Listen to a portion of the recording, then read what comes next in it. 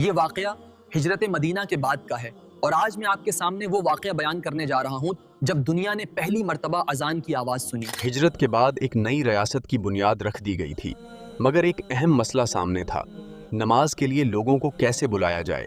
کچھ لوگوں نے آگ جلانے کی تجویز دی، کچھ نے گھنٹی کی، مگر نبی کریم مطاق نے فرمایا کہ ہم دوسروں کی رسمیں نہیں اپنائیں گے۔ میں جب بھی اذان سنتا ہوں تو دل لرز اٹھتا ہے، مگر کیا آپ نے سوچا کہ یہ اذان کیسے اتری؟ مدینہ میں مسلمان بڑھتے جا رہے تھے، مگر نماز کے لیے جمع ہونے کا کوئی واضح طریقہ نہ تھا۔ یا رسول اللہ اعلان کرنے والا مقرر فرما دیں۔ کسی نے بھونگا تجویز کیا، کسی نے گھنٹی، مگر رسول اللہ صلی اللہ علیہ وسلم نے ہر تجویز کو رد فرمایا۔ اور پھر ایک پرسکون رات آئی اور اللہ نے مسئلے کا حل خواب میں عطا فرمایا۔ انہوں نے دیکھا کہ سبز کپڑوں میں ایک شخص ہاتھ میں ناقوس لیے کھڑا ہے۔ اللہ کے بندے، کیا یہ ناقوس فروشت کرو گے؟ تم اسے کس لیے چاہو گے؟ ہم نماز کے لیے لوگوں کو بلانے میں استعمال کریں گے۔ کیا میں تمہیں اس سے بہتر چیز نہ بتاؤں؟ اللہ اکبر اللہ اکبر اللہ اکبر اللہ اکبر۔ یا رسول اللہ، میں نے یہ خواب دیکھا، یہ سچا خواب ہے انشاءاللہ۔ اللہ اکبر۔ کیا تم نے سنا؟ ہاں، یہ آواز پہلی دفعہ سن رہا ہوں۔ لگتا ہے بلال کی آواز ہے۔ اللہ اکبر۔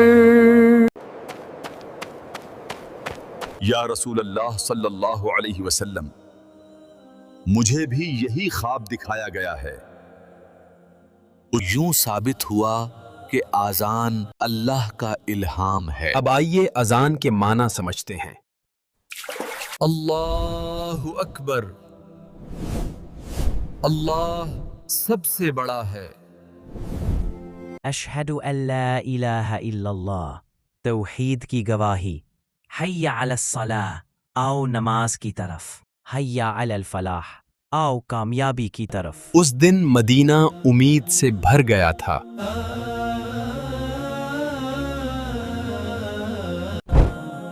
اذان ہمیں ترجیحات سکھاتی ہے۔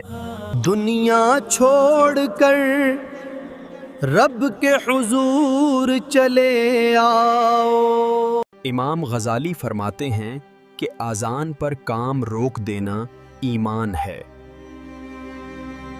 اذان صرف ایک آواز نہیں، یہ اللہ کی پکار ہے، وہ لمحہ جب رب اپنے بندے کو محبت سے بلا رہا ہوتا ہے کہ دنیا کو چھوڑ کر میرے سامنے کھڑے ہو جاؤ۔ پہلی اذان نے ہمیں سکھایا کہ اصل کامیابی دولت یا خواہشات میں نہیں، بلکہ اس سکون میں ہے جب انسان حی علی الصلاۃ سنتے ہی اپنے رب کی طرف لپک پڑتا ہے۔ یہی اذان کا راز ہے، یہ دلوں کو جگاتی ہے، روحوں کو روشن کرتی ہے اور ہمیں یاد دلاتی ہے کہ ہمارا اصل سہارا، اصل طاقت اور اصل مقصد صرف اللہ ہے۔ جزاک اللہ۔